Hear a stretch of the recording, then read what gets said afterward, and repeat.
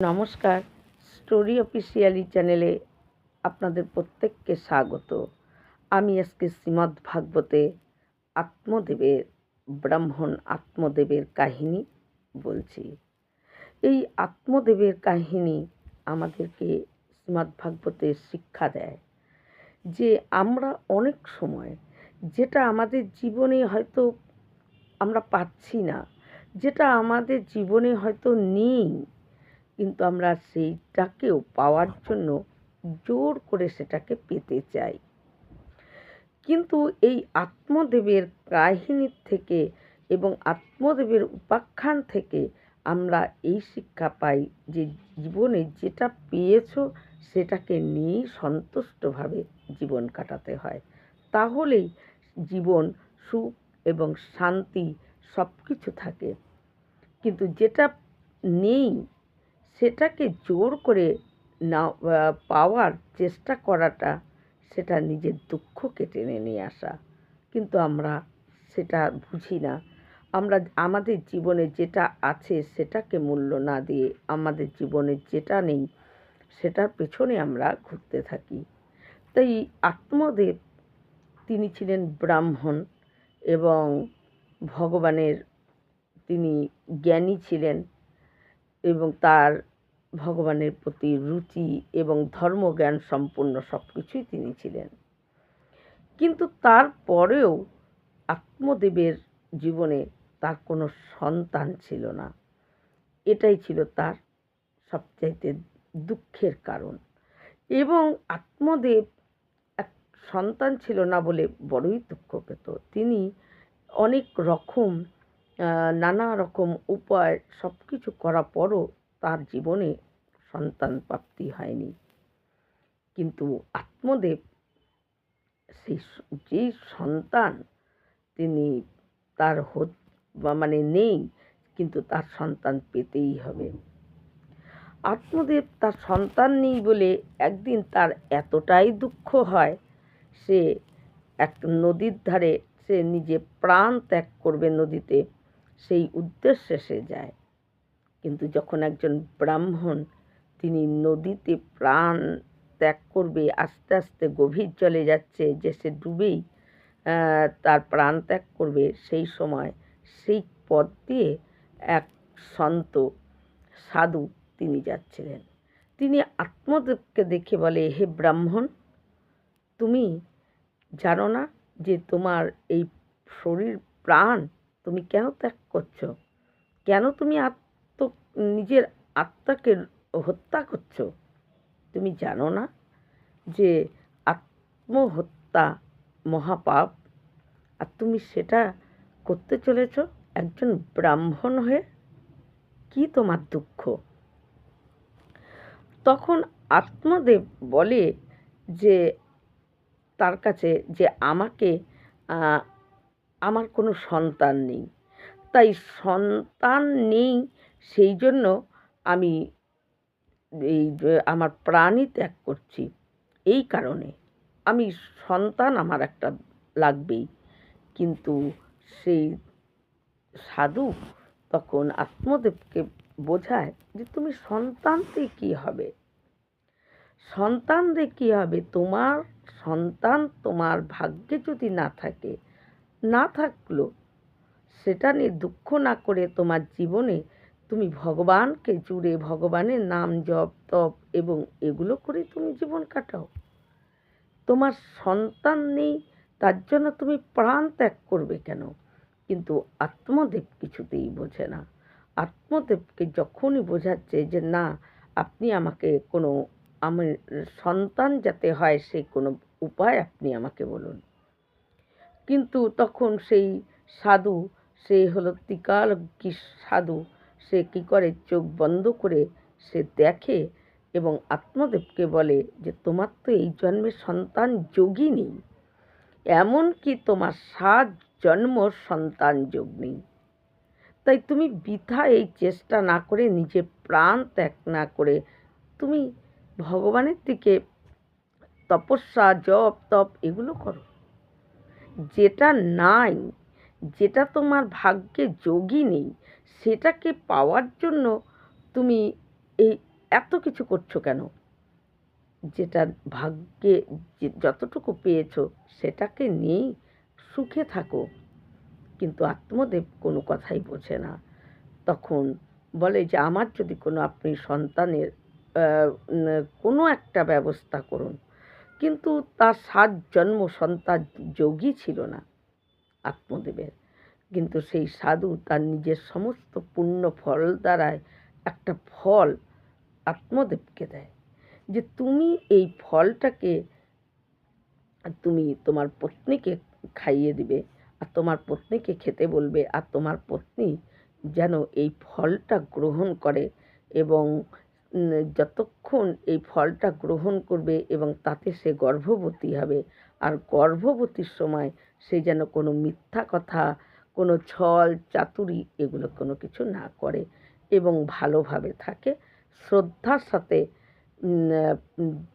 এই ফল যেন সে গ্রহণ করে। আত্মদেব মহা খুশি হয়ে যায় যে এই ফল পত্নীকে গিয়ে খেলেই আমার পত্নী গর্ভবতী হবে এবং তারপর সন্তান পাব। আত্মদেব মহা খুশিতে মহা আনন্দে সেই ফল মানে সাধু প্রসাদ, ভগবানের প্রসাদ সমতুল্য সেই ফল নিয়ে এসে একটা পত্নীর হাতে দেয় তার। কিন্তু আত্মদেবের পত্নী, তার নাম ছিল ধুন্দলী নাম ছিল। কিন্তু ধুন্দলী সে বড়ই স্বভাবে খুব খারাপ ছিল। ধুন্দলী যখন আত্মদেব সেই ফল আনে তখন ধুন্দলী ভাবে এই ফল খাবো, পরে গর্ভবতী হব, গর্ভবতী হলে নানা রকম কষ্ট, খেতে পারবো না, তার মধ্যে আবার সত্যি কথা বলতে হবে, ভালোভাবে থাকতে হবে, অত কিছু আমার হবে না। কিন্তু সে মনে মনে ভাবে যে এই ফল আমি খাবই না। আত্মদেব তার স্ত্রীর হাতে, ওই ধুন্দলীর হাতে এই ফলটি দিয়ে তাকে খেতে বলে এবং ওই সাধু যা নিয়ম বলেছে সমস্ত কিছু তাকে বলে আত্মদেব নিজে ভগবানের নামের জন্য তিনি বাড়ির থেকে চলে যায় এবং মনের মধ্যে আনন্দে যায় যে এবার যখন আমি ভগবানের নাম করে বাড়ি আসবো তখন এসে দেখবো আমার সন্তান হয়েছে। কিন্তু আত্মদেবের স্ত্রী ধুন্দলী সে নিজের কষ্ট হবে বলে সেই ফল কি করে, তাদের বাড়িতে একটা গরু ছিল, সেই গরুকে খাইয়ে দেয়। আর তার বোনের অনেক সন্তান ছিল, আর তার বোনও ছিল গর্ভবতী। তার বোনকে বলে যে আমি তোমাকে অনেক টাকা দিব এবং অর্থ দিব, তার বদলে তুমি তোমার এই যে গর্ভের যে সন্তান সে যাই হোক সেটা হলে আমাকে দিয়ে দিবে, আমি আমার পতিকে দেখাবো যে এই এই সন্তান আমার হয়েছে। তার বোন রাজি হয়ে যায় এবং আত্মদেব তো মহা আনন্দে ভগবানের নাম করার জন্য চলে যায়। কিন্তু যখন সে কী করে, এমনি গর্ভবতী সেজে থাকে। এদিকে ধুন্দলীর তার স্বভাব মিথ্যা কথা বলার, তার স্বভাব যেচে ঝগড়া করার, মানে কারোর সঙ্গে ইচ্ছাকৃতভাবে ঝগড়া করার, হিংসা, সব কিছু তার স্বভাব, কোনো কিছুই ভালো ছিল না আত্মদেবের স্ত্রীর। কিন্তু আত্মদেব যখন নাকি তার দিদির, আর সেই যে সাধু সন্তের ফল, সেই ফলটা কী করে তাদের বাড়ির গরুকে খাইয়ে দেয়, তাই গরুও হয়ে যায় গর্ভবতী। আর গরু যখন যখন তার বোনের মানে গর্ভ থেকে একটা পুত্র সন্তান হয়, সেই পুত্রকে তার বোন অর্থের বিনিময়ে তাকে দিয়ে দেয় এবং সে তখন আত্মদেবকে খবর পায় যে তার পুত্র সন্তান হয়েছে। এদিকে তাদের বাড়ির যে গরুটা ফল খেয়েছিল, সেই গরুটা যখন তার আবার গর্ভবতী হয়ে গেছিল, সেই গরু যখন বাচ্চা হয়, সেটা হয় একদম কান দুটো খালি গরুর মতন বড় বড়, আর মানুষের মতন সমস্ত শরীর। আত্মদেব যখন আসে আমি তো এই খবর পেয়ে তখন ওই বোনের সন্তানকে ধুন্দুলি দেখায় আত্মদেবকে যে এটাই হয়েছে আমার সন্তান। আত্মদেব তো সেটাই ভাবে যে এটাই আমার সন্তান, এবং গোয়াল ঘরে যখন দেখে বলে যে গরুর পেট থেকে এরকম একটা মানে সন্তান হয়েছে। সেটা দেখে যে একদম মানুষের মতো, খালি কান দুটো গরুর মতন বড় বড়। তাই আত্মদেব ধুন্দলি বলে যে আমি এতদিন ধরে এই পুত্রকে গর্ভে রেখেছি, সব কষ্ট আমি করেছি, তাই আমার নাম অনুযায়ী এর নাম রাখা হবে। আত্মদেব তাতে রাজি হয়ে যায়। তাই ধুন্দলির ছেলের নাম ধুন্দলি রাখে ধুন্দকলি। ধুন্দকলি হয় ওই বোনের ছেলেটাকে যে নিয়ে আসে তার নাম হয় ধুন্দকলি রাখে, তার নামের সঙ্গে মিলিয়ে রাখে। তার নাম ধুন্দলি আর তার পুত্রের নাম হলো ধুন্দকলি। আর ওই আত্মদেব গরুর যে সন্তান হয়েছে খালি তার নাম রাখে গোকর্ণ। যে সম্পূর্ণ মানুষের মতন, খালি কান দুটো গরুর মতন বলে তার নাম হয় গোকর্ণ। কিন্তু গোকর্ণ যখন আস্তে আস্তে বড় হয়, এদিকে ধুন্দকলিও আস্তে আস্তে বড় হয়। ধুন্দকলি হয় একজন দুষ্ট চরিত্র এবং যত রকম খারাপ ভিতরে থাকে সব রকম নিয়ে ধুন্দকলি বড় হয়। আর গোকর্ণ সে যখন বড় হয়, গোকর্ণ হলো ধার্মিক এবং একদম পরম জ্ঞানী। গোকর্ণ হয়, যে গরুর পেট থেকে যে হয়েছে তার নাম গোকর্ণ রাখা হয়, আর গোকর্ণ হয় পরম ধার্মিক। ধুন্দকলির এমন আত্মদেব এবং উপরে তার সমস্ত ধন ওই ধুন্দকলি নিয়ে নিয়ে বেশ্যার বাড়িতে গিয়ে এবং বেশ্যাদেরকে বাড়িতে নিয়ে এসে নানা রকমভাবে সে নেশা, কোনো কিছু ধুন্দকলির বাদ ছিল না। এবং এই করতে করতে একদিন সমস্ত অর্থ ওই আত্মদেবের শেষ হয়ে যায়। কিন্তু ধুন্দকলি তার বাবার কাছে এসে যখন বলে যে অর্থ দাও, টাকা দাও, সেদিনকে যখন আত্মদেব তার পুত্রকে টাকা দিতে পারেনি, অর্থ দিতে পারেনি, সেদিন আত্মদেবকে ধরে গায়ে হাত তোলে এবং মারে। আত্মদেব সেদিনকে তার অনুশোচনা হয় যে এই পুত্রের জন্য আমি নিজের প্রাণ বিসর্জন দিতে গিয়েছিলাম। সেদিনকে আত্মদেবের আত্মজ্ঞান তার সম্পূর্ণ হয় যে যতটুকু ভগবান, যেটা নাকি আমাদের জীবনে যে জিনিসটা আমরা পাচ্ছি না সেটাকে জোর করে নেওয়ার ফল যে কতটা দুঃখদায়ী। তাই যেটা পাই, যতটুকু ভগবান আমাদেরকে দেন সেটাকে নিয়েই সন্তুষ্ট থাকতে হয়। আত্মদেব সেদিনকে তার গ্লানি, তার দুঃখ সব হয় যে এই রকম পুত্র পাওয়ার জন্য আমি নিজে প্রাণ দিতে গিয়েছিলাম। এর থেকে আমার যদি পুত্র না ছিল না, সেটাই তো ভালো ছিল। আমি কেনই বা পুত্রের জন্য এতটা অস্থির হয়ে গিয়েছিলাম। আত্মদেবকে সে মারে, আত্মদেব বাড়ি ত্যাগ করে চলে যায়। তারপর তার মা যে ধুন্দলি, সেই ধুন্দলিকে ওপরে নানা রকম অত্যাচার করতে থাকে ধুন্দকলি। করতে করতে একদিন তার মার যখন আর কোনো অর্থই নেই, কোনো কিছু দেওয়ার মতো আর কিছু নেই, তখন তার কাছে নেশা করার জন্য, বেশ্যাকে বাড়িতে আনার জন্য নানা রকমভাবে সে হলো, যখন তার মার কাছে অর্থ চায়, তার মা যখন বলে যে আমার কাছে তো আর কোনো কিচ্ছু নেই, তখন তার মাকে ওই ধুন্দলি ধুন্দলিকে হাত পা বেঁধে কুয়োতে ফেলে দেয়, আর সেখানে তার মায়ের মৃত্যু হয়ে যায়। তাই যে সন্তান প্রাপ্তির জন্য এতটা আত্মদেব যে তিনি ব্যাকুল হয়ে গিয়েছিলেন, আত্মদেব তো বাড়ির থেকে চলে যায় এবং তিনি মনে মনে ভাবে যে তার এই সন্তান পাওয়ার জন্য আমি নিজে প্রাণ বিসর্জন দিতে গিয়েছিলাম, আর সেই সন্তান তার গায়ে হাত দিয়েছে, সে তো চলে যায়, কিন্তু ধুন্দুলির সে তাকেও কুয়োতে ফেলে দেয়।